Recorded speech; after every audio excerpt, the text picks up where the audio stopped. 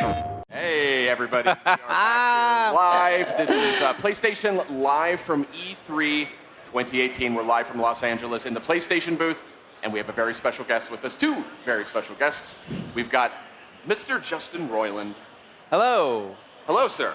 How are you today? Very well. Good. That's good. I can't wait to talk some more with you. Perhaps you'll do one of your fun voices. Oh, maybe. Yeah, let's just do a whole segment making them do the voices. Yeah, that'll be great. and Tanya as well from Squanch Games. Hello. Very nice to see you again. Nice to see you. And of course, Justin Massingo. Yeah, whatever. I'm here. Ooh, no. The less popular Justin. So let's talk about this trailer that came out last night at the big PlayStation showcase. This is for Trover Saves the Universe, and I thought it was hysterical. Bathtub guy is like... Oh, bathtub guy. He's making the rounds. He's a star. Classic bathtub guy. Now, can you confirm that he is an unlockable character in Trover Saves the Universe? He's unlockable? You can play his bathtub guy? No. No, but he is a character you're going to meet along your epic journey through the cosmos. Bathtub guy will be very helpful to you in your journey, yes. Are you confirming that we're traveling through the cosmos and Trover Saves the Universe? This is a big adventure you're going to be going on. You'll be using your telepod to travel the cosmos. Yeah, the telepod, I played an early build of this game a while back, and I really like the mechanic of the telepod. It's a really clever way to solve the idea of movement in VR, because you're looking down, you are controlling the character directly with the thumbsticks, but you know, it's tough to be able to really move around a huge world to solve that problem without having to like force camera changes and all that. So the telepod, can you just tell us really quick, give us a rundown on how that works? Well, there's two things. So the telepod is like more of almost like a circular elevator. You use that to travel to other planets. Ah, okay. That's like your car. So in the game. Mm-hmm.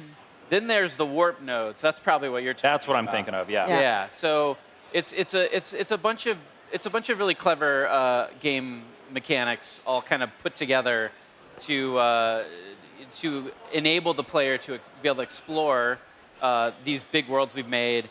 Well, because in Trover Saves the Universe, you actually play as two characters. Yeah. You play as yourself, and then you also play as Trover. As your partner, Trover. Yeah. Who's a chatty Cathy, that Trover. He's got a lot of things to say. That's right. Real quick, I think we've got some footage here for those of you who maybe didn't see that showcase last night, so let's check it out now. Footage.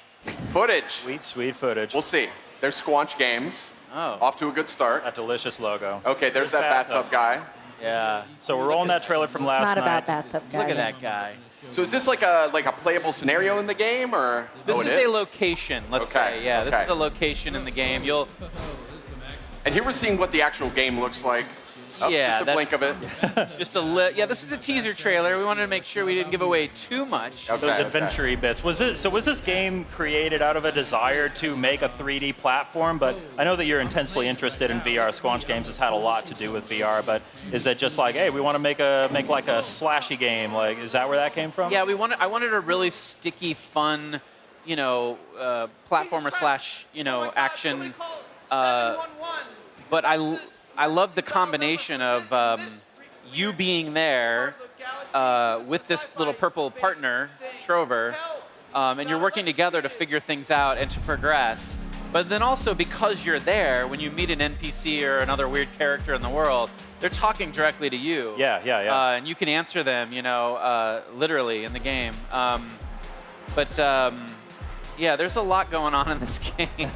Like a lot. But I mean, the North Star for us was really, once we had that foundation of really good, solid, sticky gameplay, it was like, okay, now we're gonna build a house of comedy on top of it, and we're gonna make fun of ourselves. We're gonna make fun of, just game tropes and. Yeah, give me an example of that, because I was kind of expecting that from this. Like, you're a huge gamer, and that's something I wanted to point out. You and I talked back at PlayStation Experience last year. You're a huge gamer, it's very clear. So what kinds of themes do you explore in Trover? Jumping. No, I don't. I mean, do you call out certain games or like mock certain games? We try to keep it very much in its own universe, for the most part. Although we'll make comments and references, but they're they're masked as like an alien version of the thing we're talking about. Okay. So if we're gonna do a pop culture joke, it'll be sort of underneath a layer of weirdness. But it's more like really casting really funny people to do the voices, and then really loose, like having fun in the booth. Yeah. You know, outtakes for intakes, stuttering, messing up a line and using it, breaking character, because I might, or whoever's recording might like go completely off script and like make some bizarre thing up, and then we're all laughing at it. That's some of the. And then we use that in the game. That's like, I mean, you've had that style of humor for a long time. I mean, that's one of my favorite shows. Rick and Morty definitely has a strong. Like interdimensional cable. It's like, it's like that. Is it a whole game of sort of interdimensional cable? Kind of. I mean, interdimensional cable is like really out there. This game's really out there, but it's got the backbone of like a large narrative that's very followable. You understand what you're doing, where you need to go, why you're going there. The stakes are high within the context of the story. So you have all that as a nice foundational backbone, but then then it's just like, you know, a lot of interdimensional cable moments where it's like, you know, certain characters, bathtub guy, for example, or voodoo person, or I don't know. There's a ton of weird characters in the game that you meet along the way, and those are all really fun, loose. You know, we're just having fun with that stuff. Yeah. And So it's great. Yeah. We've been waxing philosophical a lot about game design and all this, but can we like dive down a little bit and talk about the actual mechanics of the gameplay, or are we talking about that yet? I mean, a little bit. I mean, the one thing I will say is, you know, it's fully playable on non-VR, so it's fully playable on PlayStation 4. Yeah. So you don't even need VR to play the game. And then there are going to be jokes in the non-VR version that are not in the VR version, which is kind of great. So anyone who's way into the game, if they want even more, I mean, you know, it's roughly the same. I mean, it's pretty much the same experience, but that's interesting. But you've built flags in there depending on whether the player is playing on a flat screen or in VR. I assume like dialogue changes. And I'm not Peter Molyneuxing us right now by saying that, right? I mean, maybe a little. Oh, okay. Well, no. I know that there. I know that I mean, there you got are a like cube right there. We have some funny mechanics that we had to do, or that we couldn't do in traditional, right? So we took that as an opportunity to make those into jokes. Yeah. And it's great. It's like it makes me excited for the traditional, regular PS4 version of the game, just because there's stuff that is absolutely hilarious. Can I also address really quick how difficult it is to focus when I'm hearing your voice here and I'm also hearing your voice? Oh, it's weird. Coming from the trailer here. Yeah. Can we? Oh man, what's going on? I hear my voice over there.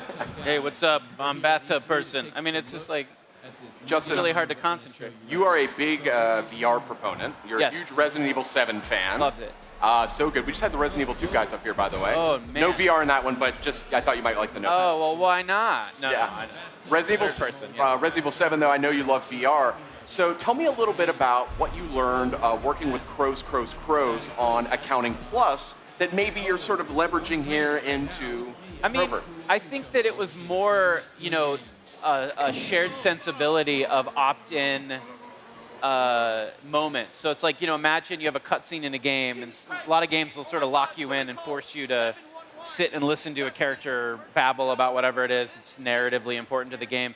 And I have a much more like let's let the player make that decision. If they want to sit and listen, this character might talk for 20 minutes. If they want to sit and listen to that character, they're more than welcome to. If they don't, it's not gonna, like, they can just go. Like, you know what I mean? We never force the player to do anything, and that was very much a high-level design philosophy in accounting, where it's like, let's record a ton of stuff, but if a player figures out how to get out of a room, they don't need to sit and listen to this stuff unless they, and maybe it's a second playthrough that they go in and they go, okay, I think this guy was talking about, like, I don't know what, I can't even think of an example, but he was starting to talk about something very weird that I kind of ran away from. So I'm going to go and play the game again, and I'm just going to sit and see where that goes on my second playthrough. And that's something that's very much in this game as well. Yes. But yeah, and you know, accounting is so different than this game, just in that you know, you don't have a third. Like Tanya said, this is like it's a first-person, third-person game. Yes. It's very weird. I don't think it's. I mean, I could be wrong, but I can't think of another game that's done that where it's like You're like co-op with yourself. Yeah, you're co-op with yourself. You're in the game as a first-person character. Yeah. But then there's a third-person character that you're also controlling, and it actually works really, really well. Like control-wise, it's actually really comfortable and not Like too overcomplicated complicated. or clumsy. It's actually really, really intuitive. Yeah. You talked a bit about the dialogue. Does the team ever get a little bit sad thinking about all the dialogue that players are not going to hear because no one's? I mean, there are probably a few, but no, everyone will hear everything. I mean, you know how it is now, with Twitch and stuff. It's like it'll eventually all be heard. If anything, we're sad thinking about like The possibilities. And like how can we? I Get want everything. more dialogue. Yes. I want to hide like what's stuff that people won't hear. you should just secretly patch in more lines without telling anybody. Yeah. So the game itself was built to be very contextual. So we want the player to feel like they're like the star of this game as they're playing. And they're doing things with Trover that they're like, oh, you know, it's like typical gamer stuff. Like, I'm just jumping up over here and checking this out. And Trover will respond, like, in real time. He's like, why are you over here doing this thing? You should be over there. Like, we're not on track right now. We need to do something. You know what I mean? It's the game, we continue to build it that way. And that's Justin. Like, yeah, I mean, that's a thing that I really want to push in VR is having characters that are very aware of you and what you're doing. I love that in VR, like, you know, and it's just in games in general. And it's nothing new, but it's something that I think is really important. And you bring like a really special sort of lens to that, I think. I would love to talk for the next 45 minutes do it about then, this guys. game. Let's go. But unfortunately, we're on a tight schedule and we got to get going. Samus! Oh, that's just Smash Brothers. I thought there was a new Metroid game. Sorry, I got excited. Justin, Tanya, Not on always a this pleasure. stage. We are all looking forward to Trover Saves the Universe coming to PlayStation VR. Absolutely. And playable on PS4 as well. Stay with Pick us. Stay with us. We've got a lot more coming up, including a look at Neo 2. PlayStation